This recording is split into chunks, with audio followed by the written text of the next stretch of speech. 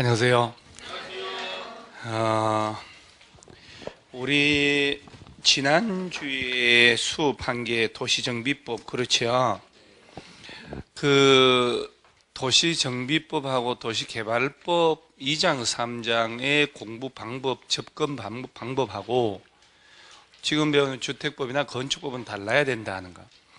2장, 3장 도시정비법 등은 전체 절차를 쫙 펼치고 세부적으로 외워야 되지만 전체를 이해를 못하면 안 되고, 지금 오늘 하는 건축법은 지난번에 했잖아요. 그렇죠? 그래서 307페이지를 주택법을 하고, 농지법도 국토개혁법 할 때 곁다리로 같이 쓱 해서, 그죠? 그러니까 이제 오늘 주택법 하면 되는데, 얘는 시험에서 절차라는 게 없어요. 얘는 주제별로 몇 개씩 딱딱딱딱 암기하면 풀리는 거예요. 얘는. 그래서 어떤 식으로 시험을 내는지를 알면, 얘는 주택법은 쉬운데, 뭐 내용이, 얘는 그래도 해볼만 해요. 별거 아니에요. 그래서 주택법도 만약에, 요새는 시험이 어렵게 나오니까 오늘 수업 듣고 집에 가서 주택법만 5번 계속 읽어보세요. 계속 5번, 6번 정도. 그러면 용어가 익숙해야 되는데, 지금 이제 카페 글 올린 것도 보면, 오늘 수업 듣고 복습을 했는데 하루 지나니까 다 잊어먹는다고. 오래 간 거예요. 그러죠? 하루 지나서 잊어먹은 건 오래 간 거잖아요. 그러니까 오래 간 겁니다. 하루 지나서 잊어먹었다는 것은. 근데 이제 여기 재수하신 분도 계시고 하지만은, 왜 새로 오신 분들이 그러냐면은, 와, 나 수업 듣고 복습하니까 화냈는데 다음날 잊어먹더라는 얘기는 용어들이 내 것이 아니기 때문에 그래요. 낱말들이 낯설어서 그래요. 낱말들이 쓰던 낱말이 아니기 때문에. 그래서 그것이 익숙해야 돼요. 그래서 한 서너 달, 네다섯 달 가야 이제 쫙 좀 기억이 남아요. 그래서 확실히 법률 용어가 익숙치 않으면 국토교통부 장관이라는 단어가 익숙치 않거든. 익숙치 않으니까 그런 거예요. 지난주에 우리 정리한 보세요. 이건 너무너무 중요하니까. 정비사업의 종류가 몇 가지요? 3가지가 있었잖아요. 이 3가지, 이건 정말 하여튼 매 나오니까, 도시 저소득 주민들이 집단으로 거주하고, 정비 기반시설이 극희열악하고, 노물량 건축물이 과도하게 밀집하고 있다. 그렇게 쭉 나가면 무슨 사업? 그렇지. 주거 환경을 개선하는 사업이다. 그래. 이게 살짝 지난주에 한 이거 제가 복습을 하고 가려고 하는 거예요.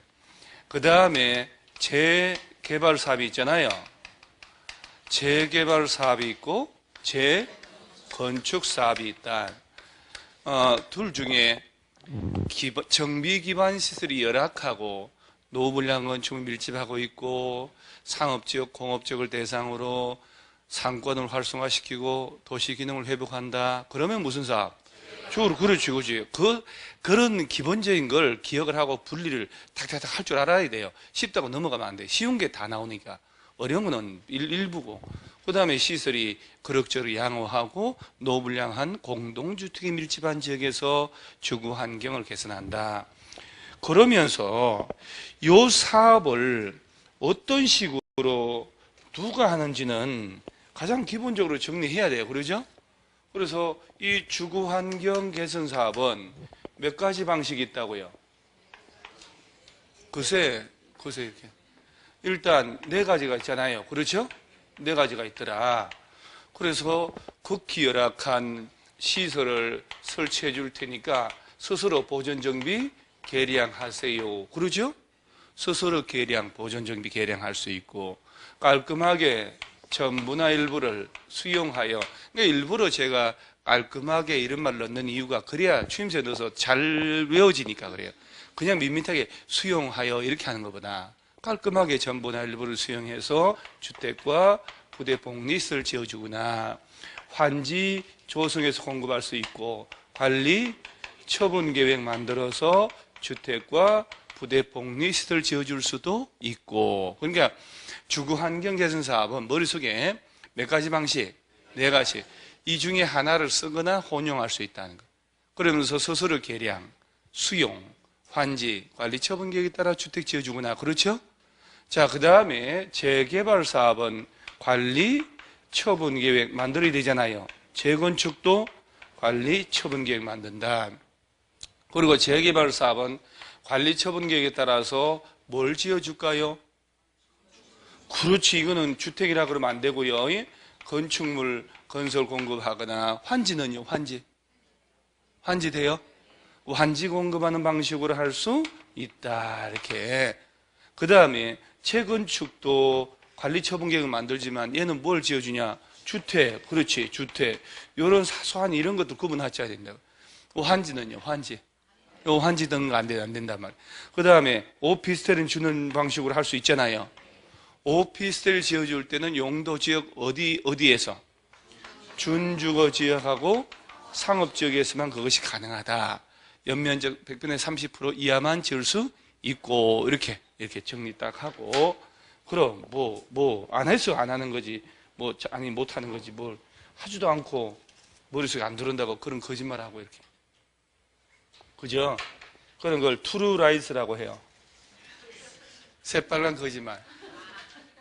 그 새빨간 거짓말. 그 영화도 있었잖아요. 트루 라이스 보면 말도 안 되고 비행기 전투기 타고 그냥 말도 안 되는 짓을 하고 있잖아요. 그러니까 완전 새빨간 거짓말 영화란 얘기지. 그러니까 공부를 하면 되는데 안 하고 점수 안 나온다고. 자, 주거환경개선사업은 요 네 가지 중에 스스로 계량하는 방식하고 나머지하고 동의받는 게 조금 다르죠. 칠판 좀 봐주세요. 칠판 좀 두 분 봐주세요. 두 분. 아까부터 계속 뭔 할 말이 그렇게. 오늘 월요일이니까 할 말 많은 건 이해합니다만 이따가 삼겹살 먹을 때 얘기하세요.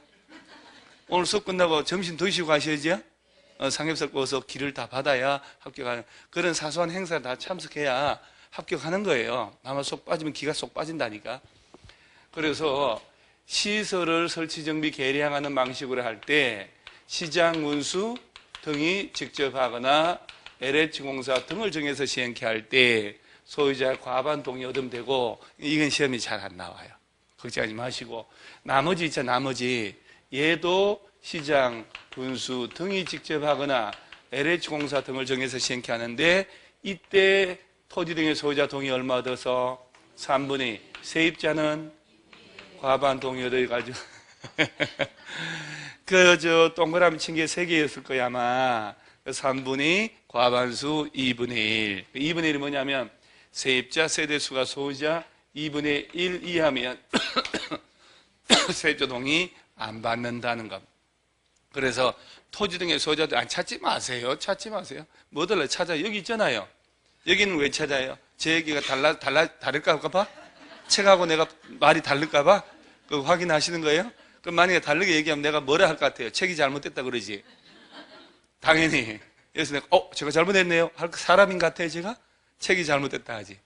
자, 다시 환지나 관리처분계획 준다 할 때 시장운수 등이 직접 해요. LH공사 등을 정해서 하게 할 수도 있고. 이럴 때는 이제 애들이 할 때 토지 등 소유자 동의 얼마 3분의 2 세입자 과반수 동의 얻는다. 이제 떠들어야 되는 거예요 올해.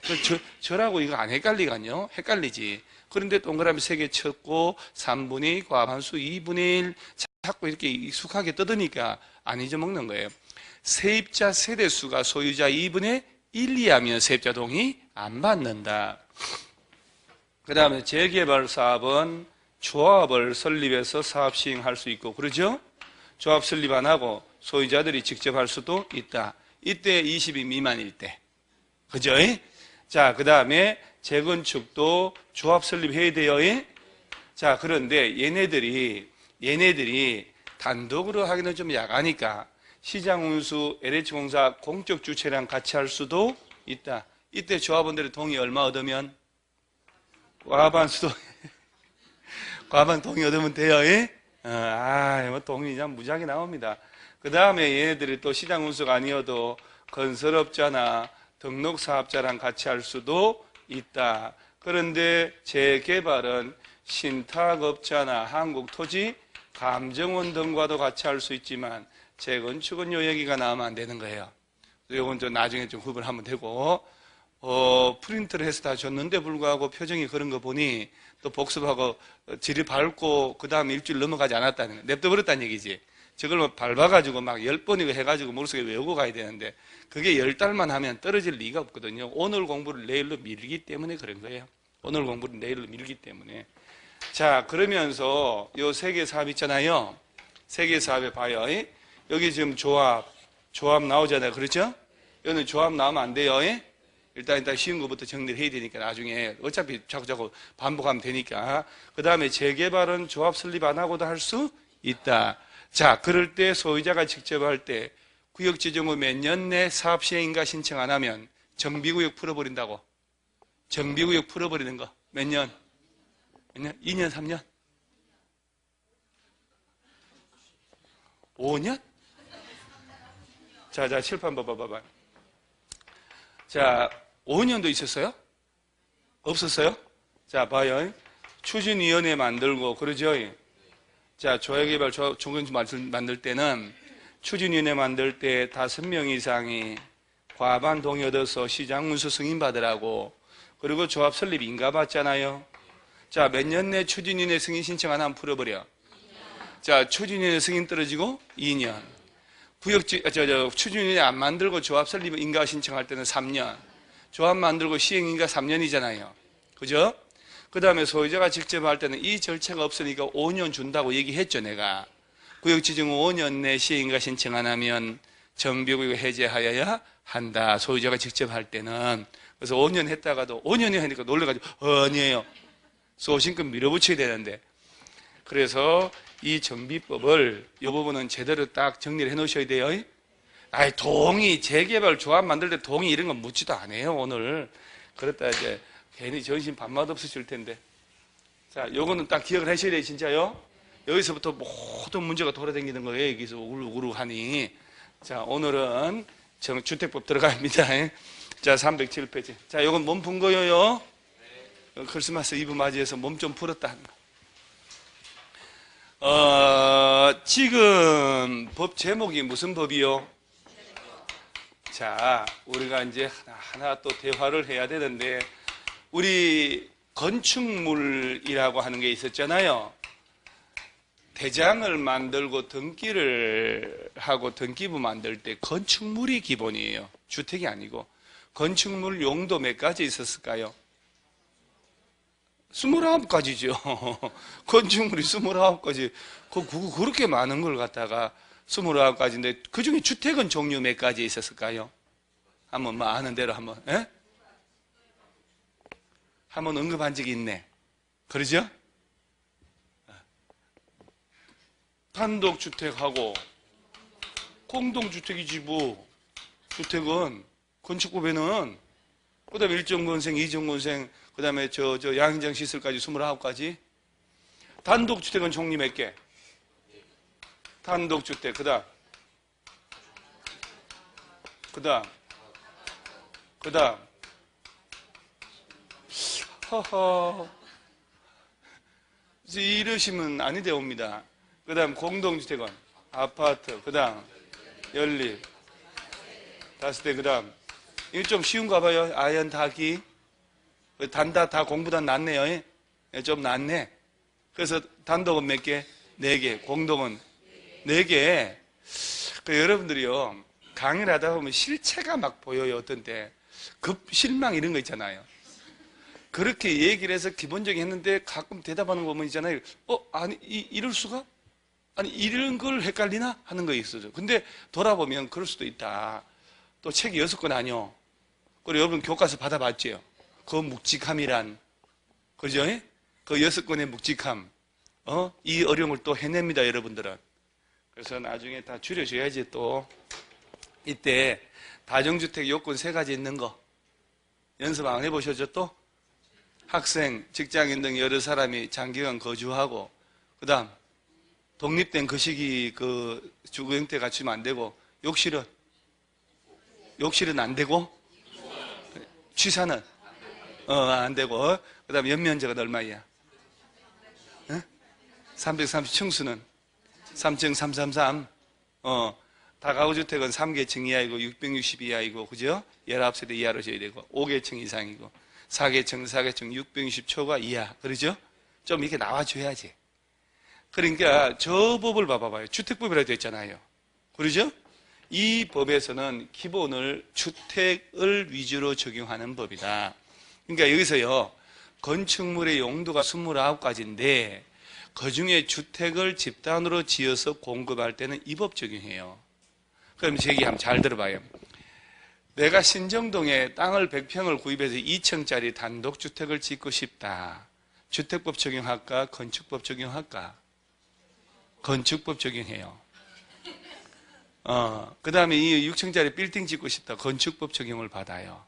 그런데 저기 이제 500세대 아파트를 짓고 싶다. 그때는 주택법 적용해요. 이따 나옵니다만 30세대 이상 집단으로 지어서 공급할 때 주택법 적용하는 거예요. 30세대 이상. 그러면 연필 놓으세요. 그 연필로 모든 화의 근원이 된다는 거예요. 연필 잡고 바쁜 사람은 국회 속기사밖에 없어요. 가만히 있으세요.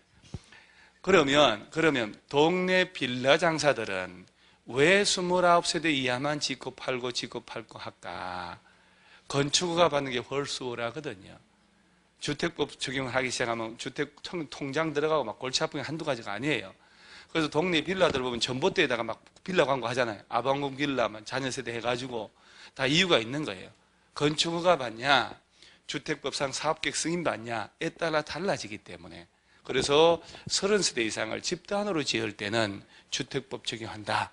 30세대 미만은 건축법 적용이다. 그래서 보통 건축물은 건축법 적용을 하거든요. 주택을 짓더라도 30세대 이상 지을 때만 무슨 법? 주택법.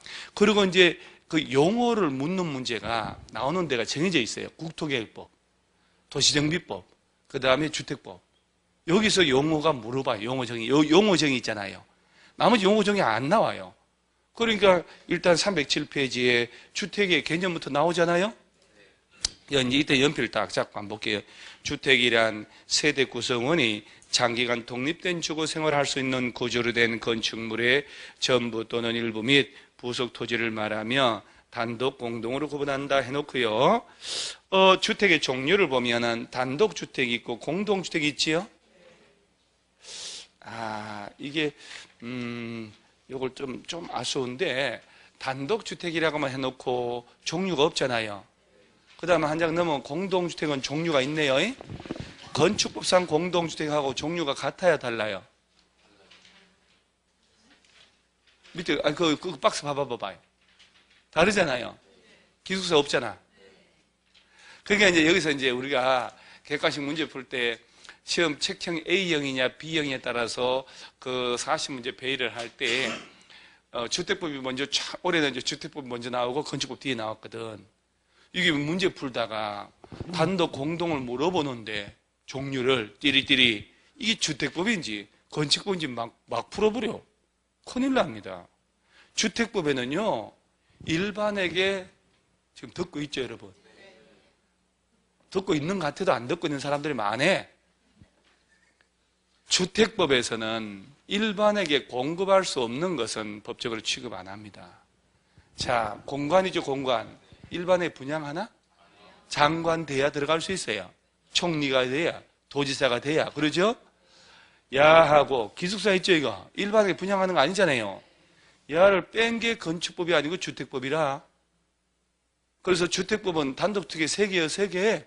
단독, 다중, 다가구 끝. 공동은 아파트 연립, 다세대 끝.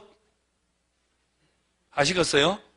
그래서 이 문제가 건축법인지 주택법인지 분류가 달라져야 된다는 얘기예요. 그래서 건축법은 종류 몇 가지만 안 듣고 막 서늘하면 난리 났습니다 지금. 에이 얘들이 무지개. 얘들이 견물생심이라고 얘들이 있으니까 여러분들이 지금 그 시기가 마음이 땀 흑심을 품고 있는 거예요. 자, 대화 좀 하게요. 예? 대화. 자, 건축법에서는 단독이 몇 개? 4개. 공동도 4개.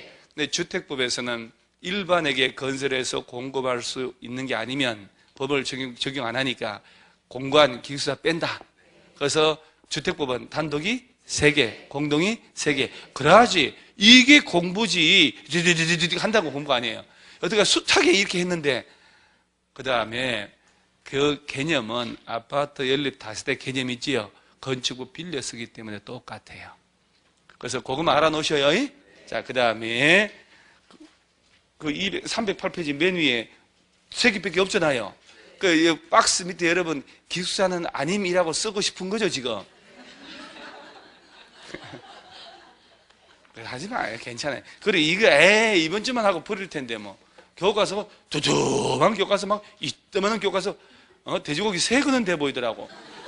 와 내가 들어보니까 와요 민법책 하고 막 개론책 보니까 장난이 아니요. 그래서 내가 어저께 지난주에 교수를 만나가지고 빨리 이 교과서로는 안 된다. 우리가 교과서를 가름할 수 있도록 요약집을 좀 충실히 만들어서 우리 교과서는 1월 2월달 싹 돌리고 그다음 3월달부터 요약집으로 돌려야지. 이거 너무 부담스러워서 안 된다 이거는. 그래서 빨리 만들으라고 얘기했어요. 기존 요약집보다 한 단계 업돼서 교과서로서도 충분할 만큼의 요약집을 해서 그걸로 돌려야지. 책 보는 순간 저도 답답한 거예요. 민법 보니까 진짜 그 7급 공무원 하는 애들은 너무너무 좋아 보이는 책이더라고. 중개사하고 나면 너무나도 많은 판례가 들어가 있어요. 그 많은 무슨 로스쿨생도 아니고. 그래서 민법 얘기하면서 이 많은 판례를 알아야 될까 하니까 알 필요 없다고. 그래서 실질적으로 시험에 나오는 판례는 끼익해야 한 100개 남짓 왔다 갔다 하는데 그 뭐 별별 조마다 판례가 다 들어가 있더라고. 그것도 글씨도 깨알 만큼 여러분 글씨도 잘 안 보이잖아요. 그러니까 빨리 줄여야 했으니까 공법도 물론 싹 줄여서 나올 거니까 걱정하지 마시고 308페이지에 이제 시험에 나오는 게 있어요. 박스 있나요? 국민주택 동그라미 하고 2번에 국민주택 규모 동그라미 하고 3번에 민영주택 동그라미 해봐요. 용어가 나오는데 자 이렇게 나올 거예요. 제일 먼저 국민주택 그렇죠? 그 다음에 국민주택 규모 그 다음은 민영주택. 그러니까 이제 주제별로 공부를 하는데 수업을 듣는데 수업을 듣고 나가서 문을 닫고 난 다음에 기억이 하나도 안 나는 공부하면 안 된다 이 말이에요. 저 수업을 집중해야 돼. 수업 시간에 칠판에 드러나는 걸 외워버리는 거예요. 그런 각오가 있어야 되거든 사실은요. 그래야 되지 이렇게 앉아가지고 올림픽 정신으로 하면 안 되는 거예요. 이 셋 중에 여러분이요 이 셋 중에 느낌에 실전에서 용어 이렇게 쓸 때 어디가 제일 잘 나올까? 이 셋 중에 하나가 나오거든. 이 셋 다 절대로 나오는 법이 없어. 이 셋 중에 하나 어디가 제일 기세가 있는 것 같아요? 이놈이요 이놈. 얘는 너무 많아. 국민주택이란 나눠줘요. 그렇기 때문에 일괄로 하나를 할 수가 없는 거라. 그 민영주택은 너무 단순해. 국민주택을 제외하면 다 민영주택 이렇게. 그러니까 이제 요놈이요 요놈. 그 국민주택은요 크게 두 가지예요. 자 보세요. 다음에 해당한 주택으로 국민주택 규모 이하인 1이라고 되어 있잖아요. 여기 정한 규모 이하로 지어야 된다는 얘기 아니야. 국민주택은 이런 주택을 말하는데 여기 정하는 규모 이하로 해야 돼. 그 다음에 1번 국가지자체 LH공사 또는 지방공사. 지방공사 매일 나오는 거 이렇게. 가 건설하는 주택으로 85 이하이거나 국가지자체 재정이나 동그라미 2번 끝에 주택도시기금이라고 있나요? 동그라미 하세요. 주택도시기금이라고 들어는 봤나요? 평소에? 아니 평소에 들을 일은 없고요. 이것이 옛날에 국민주택기금이라고 했는 거. 그게 용어 바뀌었어요. 그래서 주택도시기금으로부터 자금 지원받아 건설 개량되는 주택으로서 자 이렇게 되잖아요. 국민주택이 뭐요? 그리고 여러분 여기 부동산 중개업자 여러분 부동산 중개업을 할 거 아니에요 나중에. 그래서 손님이 와서 얘기 한참 하다가 사장님 텔레비에서 국민주택 뭐 나오는데 국민주택이 뭐요? 이럴 때 국민들이 사는 거요. 이러면 안 되잖아요. 그러면 이제 여기서 너무 또 잘난 체 하면 또 곤란하고 잘난 체 하면서 여기서 자자자자 이렇게 얘기하면 이제 뜨듬뜨듬 하면서 얘기해야 돼. 뜨듬뜨듬 하면서. 그래야 뭔가 동질감도 들고 부동산 것이 계약도 하고 하지 너무 세련되게 잘하면 또 안 좋다니까. 그래서 되게 이쁜 여자들이 시집 못 가거나 갔다가도 한번 두어 번 돌아온다든가 명이 짧다든가 하는 이유가 다 있어요. 그래서 대충 저처럼 막 생긴 사람들이 오래 살고 건강하고 그래요. 내가 볼 때. 그런 거 같지 않아요? 이 둘이는 엄청 오래 살아요, 이 둘이. 애들은 엄청 오래. 얘들하고 나는 되게 오래. 애들 둘이 데리고 내가 저 부동산 중개 사무실 한다 생각해 보세요. 손님들이 끊는가. 게다가 옆에 또 상담역으로 중개사법 선생님 앉아있어. 눈에 힘주고. 중개사법 선생님 앉아있고, 나 앉아있고, 애들 둘이 행동대원을 앉아있으면 그 부동산 사무실 잘 되겠다. 그래서 오전에는 야 데리고 여자 손님 오면, 젊은 여자 손님 오면 야 오피스를 구경시켜드려라. 빈집 있잖아 거기. 오해. 야 너는 아파트 빈집 있다. 구경들어. 따라갈 것 같아 애들? 어? 빈집 보러. 얘가 사모님 따라오세요. 지금 빈집 있어 빈집. 아무도 없어 지금. 따라오시라고.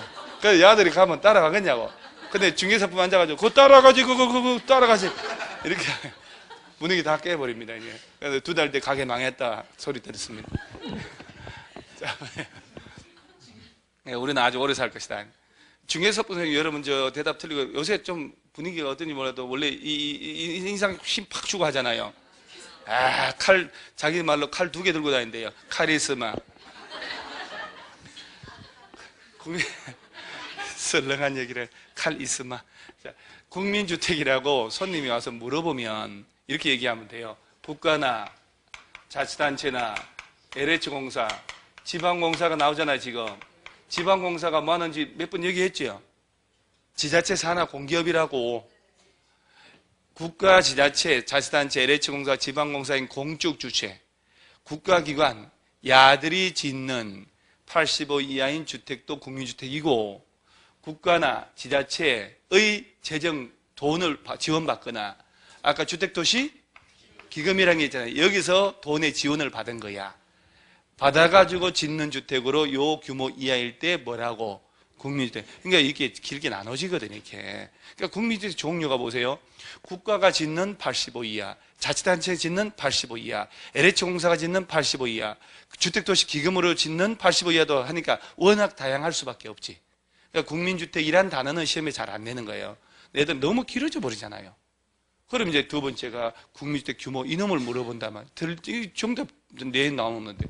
자 보세요. 국민주택 규모란 주거 용도로만 서 있는 면적, 이걸 뭐라고? 전용 면적.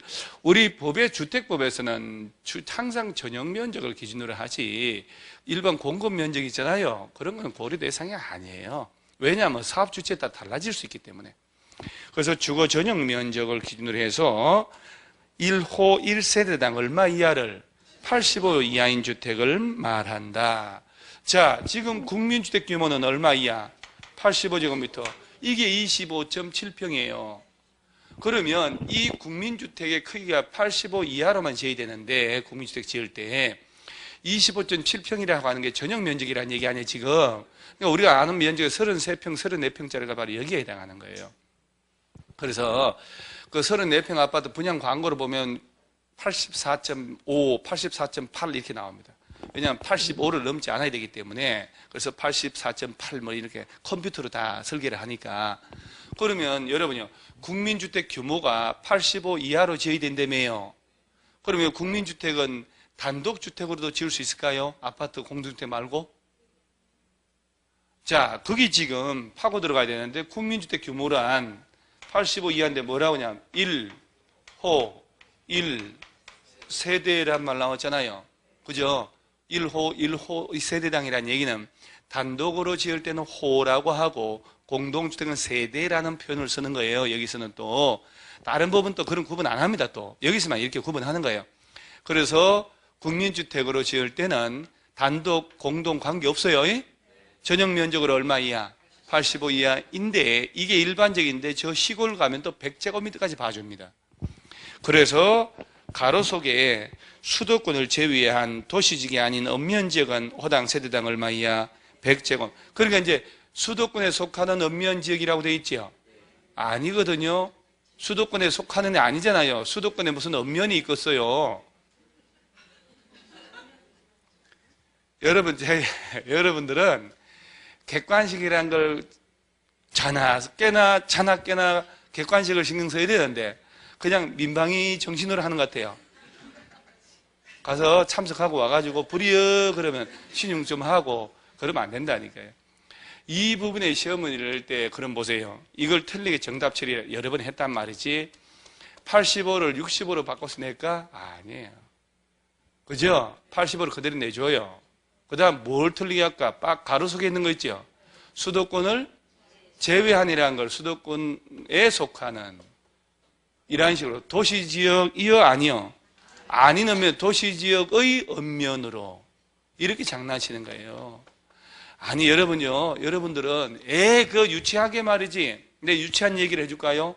이번 시험에 나온 거 유치한 얘기 정비법. 여러분들 다음 주부터 내가 평생 그래 본 적 없는데 그냥 1월 2월 달에 OX나 주고 그랬거든요. 다음 주부터는 객관식 문제 줄 겁니다.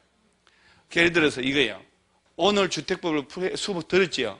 오늘 들은 내용에 대한 쉬운 문제 위주의 출제된 걸 뽑아서 바로 10문제 풀게 하고 바로 또 해설을 해줄 거예요.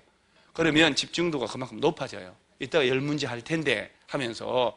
그래서 막 지금은 예년보다 한 6개월 정도 빨리 문제 들어가고 계속 문제 줄 거예요.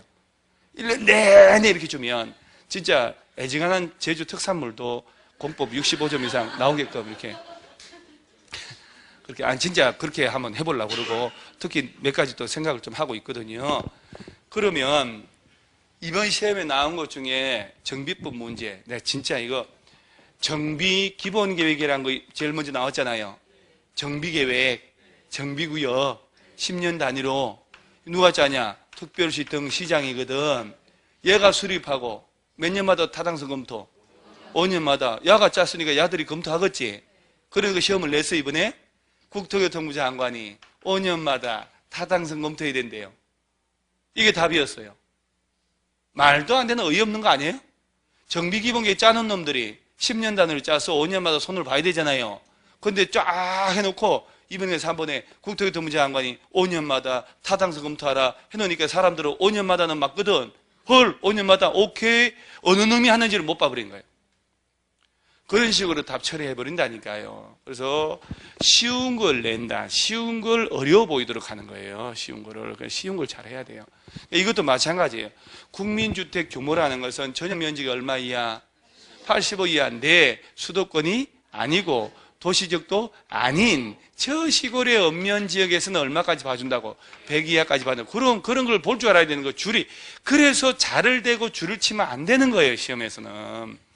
자를 대는 그 행위를 하는 순간 벌써 내용은 없어졌어. 오와 열을 맞춰야 되니까 벌벌 떨면서 이거 삐딱한데 이렇게 해야 되는데 그리고 형광펜 또 꺼내잖아요. 2탄 또 위에 색칠하고 그리고 내용은 기억이 안 나. 그게 뭔 짓이에요? 말도 안 되지. 그러죠? 색깔 그것이 중요한 거 아니잖아요. 그래서 이제 보세요.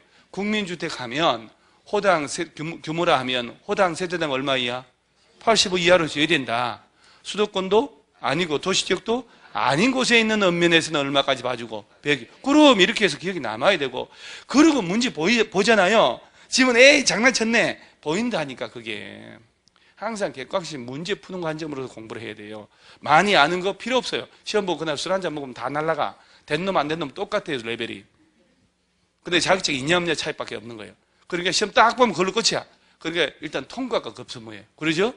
합격하고 난 다음에 공부는 엄청 잘 알아듣는다니까? 합격을 하고 난 다음에 다시 공부하잖아요? 저거 참 쉽네. 이래 되는. 부담이 없으니까 집중도 잘 되고. 그래서 국민주택 규모 이런 것들은 훤하게 정리해야 돼요. 자, 그다음 민영주택은 시험에 뭐라고 내냐? 민간건설 사업자가 건설하는 주택이다. 이렇게 되는 거야. 그러면 안 되지. 법에서 뭐라고 하냐? 국민주택 제외한 주택이 다 뭐요? 민영주택이다. 그런데 이게 참 이게 아무 의미 없어. 국민주택 민영주택 있잖아요. 이거 왜 옛날에 구분했냐? 입주자 저축이라는 게 있어요. 청약통장, 청약, 예금, 부금, 저축, 주택청약 종합저축 이 4개로 있을 때 특히 이거 없이 3개 있을 때 예금, 저축, 부금 있죠? 청약, 저축은 국민주택만 공급할 수 있고 예금은 85 넘는 민영주택, 부금은 85 이하 민영 다 구분했는데 다 없애버렸잖아요 지금. 이렇게 이거 하려고 이걸 개념을 뒀던 거예요. 근데 다 없애버리고 주택청약, 종합저축으로 일원화시켜버렸어요. 그거 가입한 사람은 국민, 민영 다 받을 수 있는 통장으로 만들어놨거든. 2,300만 명 가입했다고 그러는데 그러니까 지금은 이걸 나누는 의미가 없어져 버렸지. 이거 왜 나누냐? 입주자 저축을 구분하려고 나눈 거예요, 그 당시에. 근데 야가 확 통합돼 버렸는데 이것이 무엇이 의미가 있어요? 아무 의미 없지. 자, 그 다음에 4번에 도시형 생활주택 나오죠? 야, 이거 도시형 생활주택, 이거 시험에 진짜 만땅 진짜 중요한 것이기요, 얘들이. 시험에서 29회 시험 안 나왔어요. 그러면 여러분들은 100% 나온다고 봐야 돼요. 도시형 생활주택. 단어부터 외우셔요. 한때 이 도시형 생활주택이 우리 목동 일대도 있잖아요. 현수막 주말에 엄청 붙었었어요, 길거리에. 그리고 저 위로 화곡동 넘어서 저기 강서 쪽으로 막 넘어갈 때 현수막 주말 되면 현수막 수백 개가 붙어 펄럭펄럭하고, 그 다음에 현수막 사이에 김포의 미분양 아파트 전세 가격으로 와서 사시라고 막 김포 신도시 아파트 광고 현수막하고 같이 붙어가지고, 이 도시형 생활주택이 그 1인 가구나 2인 가구 등에 그 요새는 그 대학만 가고 어째 군대 가고 이러면 세대 분리를 하거든요. 그러니까 이제 1인 가구, 2인 가구용으로 보통 방 2개, 거실, 주방 이런 일반적인 주택을 지어가지고는 공급을 못 따라간다는 얘기예요. 그래서 1인, 2인 소형 가구로 해서 이 제도를 만들었어요. 그래서 교통이 좋은 전철 역세권 버스 정류장 주변에 지어서, 그 얘기는 주차장 설치 기준을 대폭 완화시켜가지고 주차장 설치 안 해도 주차장 설치해야 된다, 업무적으로. 그러면 짓기도 힘들어질 뿐더러 차 없는 1인, 2인 가구 얘네들이 살기 힘들어지니까. 그 다음에 관리비도 저렴하게 나오게, 저렴하게. 그래서 1인, 2인용 소형 가구 대비해서 전세 살고 집을 내 집 마련하기 쉽게 만드는 제도구나 해서 깔고 들어가야 되는 거예요. 자, 도시형 생활주택은 몇 세대 미만? 자, 도시형 생활주택을 지을 때 꼭 몇 세대 미만으로 지으라고? 이게 무슨 의미가 있냐면은 300세대 이상의 공동주택은 의무관리 대상이에요. 관리사무소를 반드시 둬야 되거든. 그러니까 관리비가 세대별로 나온다는 얘기 아니야. 그러니까 이거는 그러면 안 되지. 이건 300세대 넘지 마라. 꼭 기억하셔야 돼요. 이런 거는 빈칸용으로 내버립니다.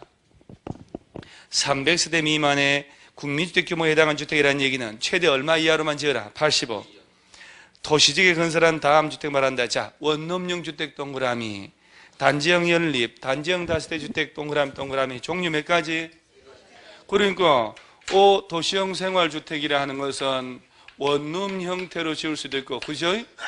그 다음에 단지형 연립, 단지형 다세대란 말 나왔잖아요. 연립 다세대를 단지 형태로 짓는 거예요. 그러면 시험에서는 주로 어디서 나오냐면은 300세대 미만으로만 지으라고 돼 있지요.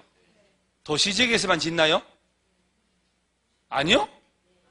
그럼 여러분, 이 도시형 생활주택을 시골의 농림지역 관리지역에 지어 놓으면 시골 할배들 분양받을까요? 그러죠? 제목이 보세요. 뭐라고 돼? 도시형. 그러니까 여러분들이 문장을 볼 때 300세대 한 2번 얘기했더니 그것만 봤어요. 300세대 그리고 도시지역에 건설하는, 그러죠? 거기 있잖아요, 법조문이. 그리고 종류 몇 가지? 첫째, 원룸형 주택. 그 다음에 단지형 연립, 단지형 다세대. 그러면서 원룸으로 지을 때 숫자가 들어갑니다. 그 숫자가 둘 중에 하나가 정답 처리되는 게 가장 높습니다.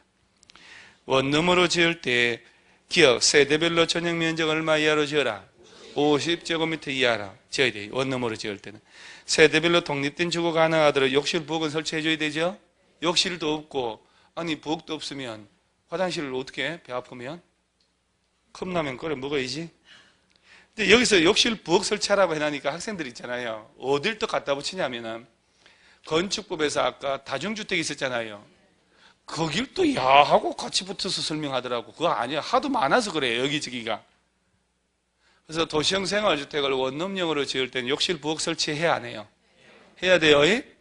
그 다음에 욕실, 보일러실 제외한 부분은 하나의 공간으로 해야 되는데 전용 면적 얼마 이상이면 2칸 나눌 수 있고, 그래서 이 법이 3번 바뀌어서 3번. 자꾸 바뀌어야지. 왜냐하면 단점이 있으면 보완해야 되니까. 원룸형이니까 공간이 하나로 지어야 되잖아요. 그러니까 그러다 보니까 두세 사람의 친구들이 돈을 모아가지고 분양받거나 세를 들어가고 싶은데 한 칸으로만 해야 되니까 프라이버시가 안 된단 말이에요. 그러니까 분양 저 잘 안 되네. 그래서 39평이잖아요. 전용 면적으로 넘어가면 두 칸으로 나눠도 된다. 이렇게 되는 거예요. 자, 그럼 다시 보세요. 이 도시형 생활주택은요, 저 뒤에 나옵니다만은 분양가 상한제하고는 전혀 관계없어요. 꼭 알아야 돼, 나중에. 분양가 상한제라는 것은 분양가격을 국토교통부에서 정해준 만큼만 받아야 된다는 얘기거든. 저렴하게 갑니다. 자, 도시형 생활주택은 분양가 상한제하고 관계 있다, 없다? 없다. 전혀 관계 없어요. 자, 도시형 생활주택은 몇 세대 미만으로 짓고 도시지역에 건설하는 국민주택 규모 이하의 세 가지 중에 하나로 지어야 돼요. 원룸형으로, 단정연리, 단정 다세대, 4계층 이하 600초가 이하로 지으면 되니까 이하는 시험에 정답 나온 적은 없어요.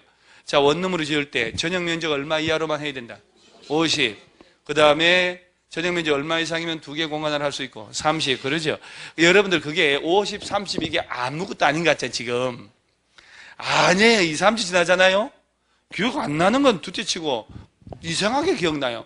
30이 아니고 60, 85 뭐 이렇게. 그러니까 입으로 떠드는 숫자는요, 입으로 떠드는 공부가 제일 좋아요. 그리고 3번 정도 하다 보면요, 희한하게 입으로 떠들어 본 것들은 기억 잘 나지 않아요? 여러분 집에서 공부할 때도 숫자 이런 거 나올 때 입으로 한번 떠들어 보세요. 2, 3번 정도. 그러면 이상하게 그 부분은 기억 잘 납니다. 눈으로 택도 없어요. 눈으로 보는 순간 졸고 있어요, 자기가. 그 다음에 준주택. 준주택은 또 이거 2번인가 3번 나왔는데 오다, 노기 이렇게 외우면 되는데 오피스텔, 다중생활시설, 노인복지주택, 기숙사 4가지를 뭐라고 또 불려? 준주택. 그러니까 이제 준주택은 주택이 아닌데 주택으로도 쓸 수 있다. 그래서 보면 주택 외 건축물과 부속 토지로서 주거시설로 이용 가능한 다음의 시설을 말한다. 자, 그래서 시험은 100% 이렇게 나와요.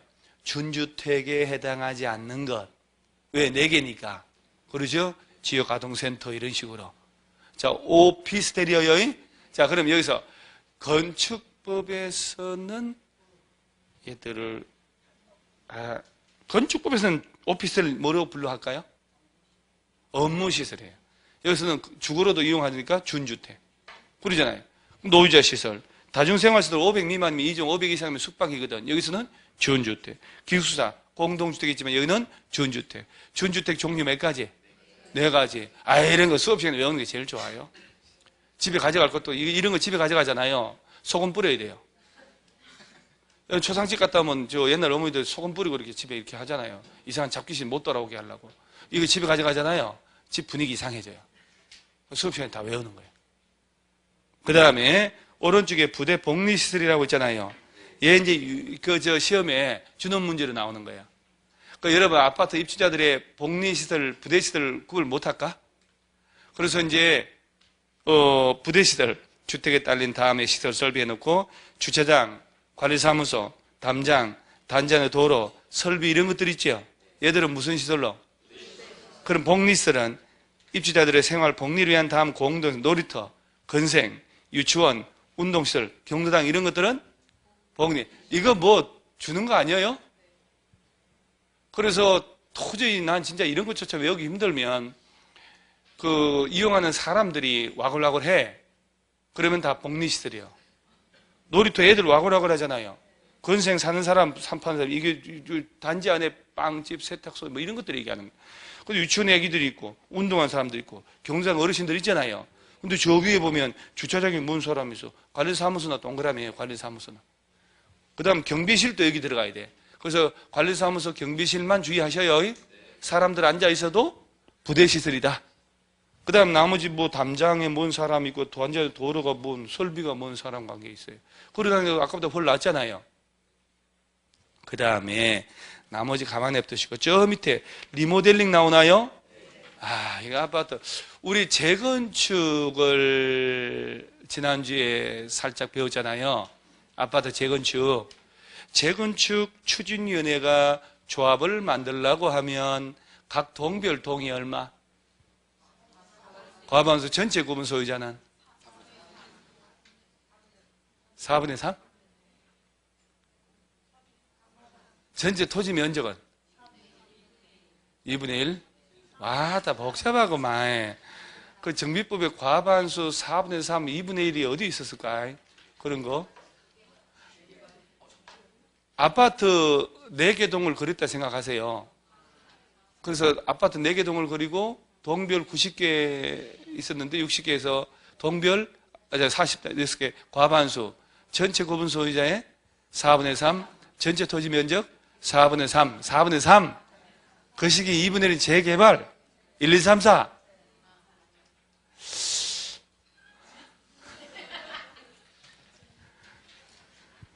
갑자기 물을 안 가져왔나? 여기 있지. 그래, 아침에 뭐 들고 왔는데, 이때 용암을 좀 끌어안고 이렇게. 가슴에서 훅 올라오는 불기운이 있거든요. 이걸 가라앉혀야 되는 거예요, 이렇게. 제 나이 되면 가끔씩 훅 올라와요. 40 중후반 넘어가면 이게 훅 올라오니까. 그러면 일단은 재건축의 동의를 지금 알딸딸하다는 얘기 아니야. 그죠? 리모델링 할 때도 동의 얻어야 돼요. 15년 지난 아파트 있잖아요. 리모델링 하려면 동의 찾아도 지금 없는데 이따 저 뒤에 나와요. 시험에 이 리모델링은 중요한 개념인데 시험에 한때 자주 나오다가 요새 잘 안 나오는 이유, 재건축 연한을 40년에서 30년으로 줄이는 바람에 현장에서 리모델링 할 일이 없어져 버린 거예요. 리모델을 하려면 15년 경과한 공동주택 리모델을 하거든.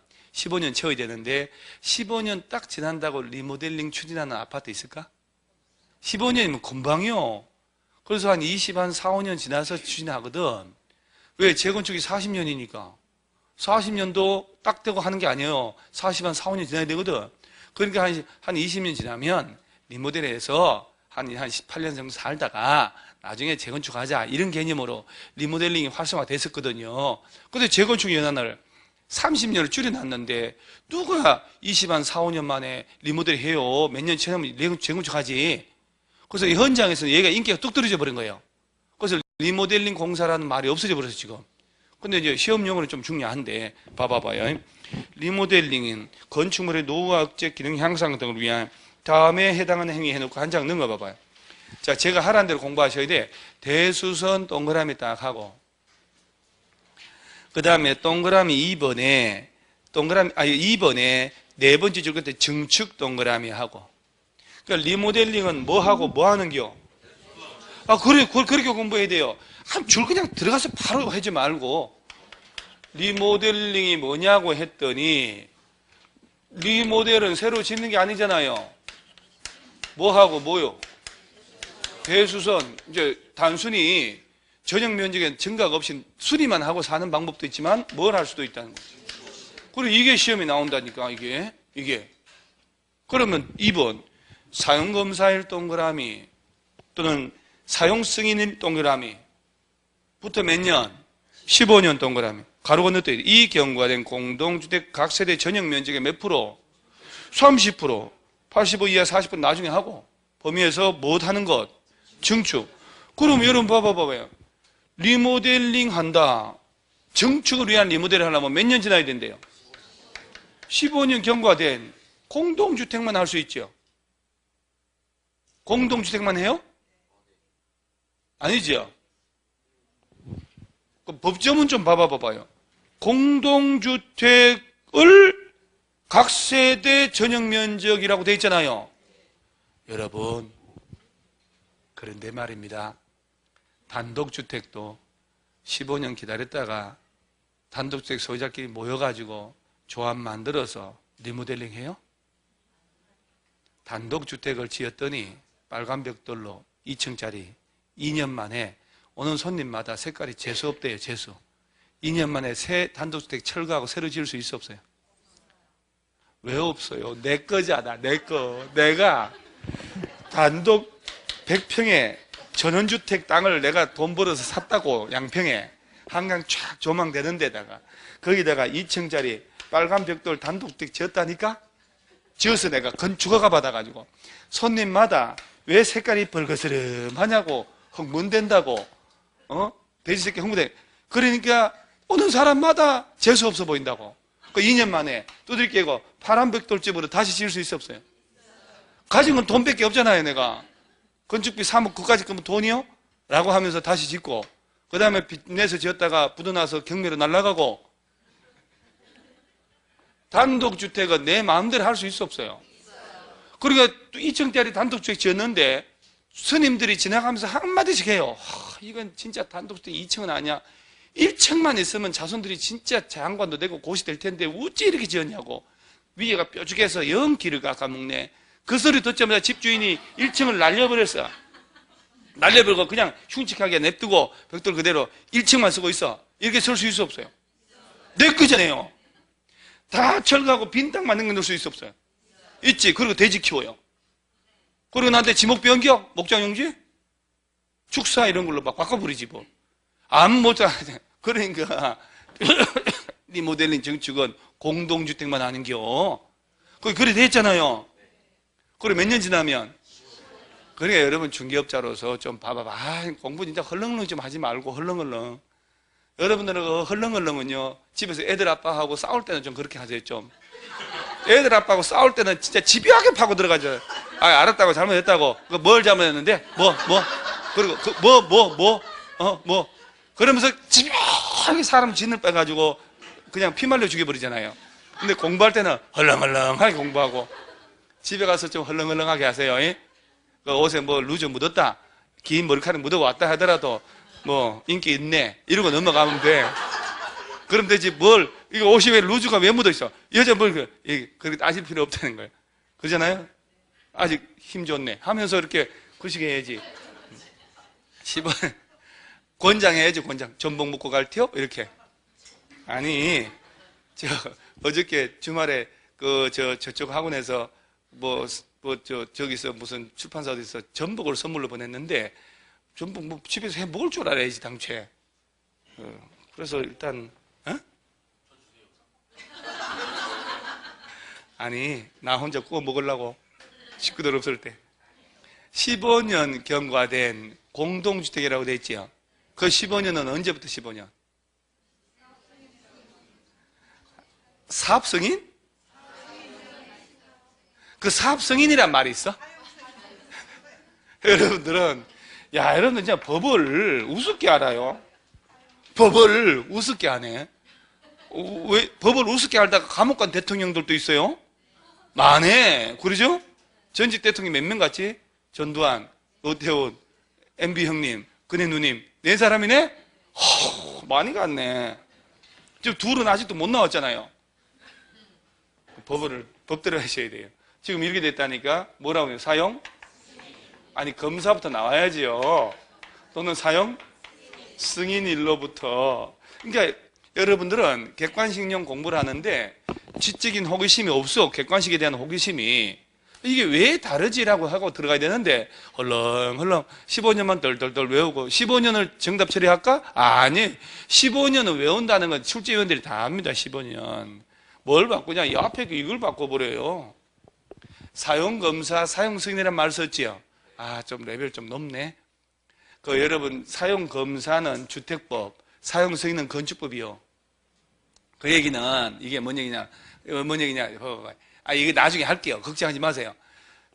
주택을 지을 때 30세대 이상은 주택법상 사업계획 승인받아서 지어야 되고, 예를 들어 1000세대, 500세대 그것을 다 지었으면 사용검사를 받는 거야. 30세대 미만은 건축허가 받아 지어야 되고, 다 지었으면 사용 승인을 받아야 돼. 그러니까 이건 어떤 의미냐면, 리모델링은 정축을 위한 것은 30세대 이상도 할 수 있고 30세대 미만도 할 수 있다 이 말이요. 공동주택이라면 가능하다 이 말이요. 15년 지나면 전용 면적 얼마까지? 30%까지 늘어난다고. 예? 30%? 그러면 전용 면적 30평짜리 아파트 가진 사람은 39평 될 수 있지요. 그렇지. 30%니까 30평짜리에 10%가 3평 아니요. 자, 그런데 전용 면적이 30%씩 늘어난다 해봐. 세대별로. 1000세대 30% 늘어나잖아요. 근데 이 아파트 용적률이 지어질 때하고 달라지지 않았어. 종상향도 없고. 근데 이게 가능할까? 안 되지. 그러죠? 그럼 봐봐. 리모델 비용이 1000세대 세대별로 1억씩 내야 된다. 1,000억이다. 그러면 아파트 주인들이 1억씩 내면서 리모델 추진할까? 안 하잖아요. 1억을 내고 난 다음에 리모델링해서 집값이 낸 돈의 한 2배는 돼야 리모델이 의미가 있지. 그러니까 무효. 그리고 전용유주 어떻게 늘어나? 용적률도 없는데. 그러죠? 그러니까 이제 세대수를 늘리는 거예요. 세대수. 세대수를 늘려서 1,000세대 아파트를 세대수를 늘려가지고 한 100세대 더 지어서 일반 분양을 하면 그 남 떨어지는 게 있을 거 아니에요. 조합원들 부담금을 확 줄여줄 수 있지. 그럼 합시다. 한단 말이요. 그 세대수 증가형이란 말 나와. 세대수 증가형 리모델링. 그럼 세대수를 늘리는 방법이 옛날에 이렇게 있으면 아파트가 4개 라인이 있다. 그럼 옆으로 붙였는데 이게 문제가 생기기 시작하는 거예요. 아파트 동과 동 사이 간격 1조금 초과되고 막 이렇게 되니까 위로 올라가지 위로. 이게 수직 증축이라고 그래요. 너무 많이 올라가면 안 되잖아요. 한 3층 정도 올라간다. 14층 이하는 2개 층 정도만 올려라. 고정 하중이 세지 않으니까. 그런 걸 시험에 낸다니까. 자, 밑에 보면 뭐라고 하냐면은 3번. 위에 따른 세대의 증축 가능한 면적을 합산한 면적 범위에서 기존 세대수의 15% 동그라미 아니에요. 이내에서 세대수를 뭐하는 것? 증가하는 증축 행위를 할 수 있다. 세대수 증가형 리모델. 그러면 여러분 1,000세대 아파트면 새로운 세대를 더 지을 때 150세대를 더 지을 수 있다는 얘기지. 기존 세대수의 얼마까지? 15%니까. 그러면서 수직 증축형 리모델링은 다음에 요건 충족한다. 1. 수직으로 증축하는 대상되는 기존 건축물 층수가 15층 이상이면 행위는, 자, 15층 이상 아파트에 수직 증축할 때는 몇 개 층까지? 14층 이하는 2개 층까지만 올릴 수가 있는 거예요. 자, 그러면 제 보세요. 공부를 하는데 여러분들은 치명적인 단점이 리모델링 할 때 줄 썩썩썩 치고 한번 썩 읽고 공부했음 이라고 하는 거예요. 머리 하나도 안 남잖아요. 리모델은 뭐하고 뭘 말한다? 대수선, 증축하기 위한 리모델을 하려면 몇 년 지나고? 사용검사 승인으로부터 15년 경과한 공동주택의 전용면적 얼마까지? 30%까지 늘어나는데 전용면적을 덜 받더라도 세대수를 늘릴 수 있다. 기존 세대수의 얼마까지? 15%. 세대수 늘리는 방법은 위로 올라가는 거다. 위로. 수직 증축. 그러죠? 이때 몇 개 층까지? 기존 아파트가 14층 이하면 2개 층까지만 올릴 수 있다. 이렇게 연습을 해야 되는 거예요. 이게 리모델링. 무슨 말인지 아시겠죠? 나머지는 지금 괜찮고, 오른쪽에 주택의 건설이 있나요? 건설. 이제부터 이제 건설이 나오는 거예요. 공급. 그리고 건설, 공급 이렇게 돼 있거든. 찬물 한 잔 묻고 다닐 테니까 이런 거 미흡한 거 10분 쉴 때 정리해 놓으셔요. 그럼요.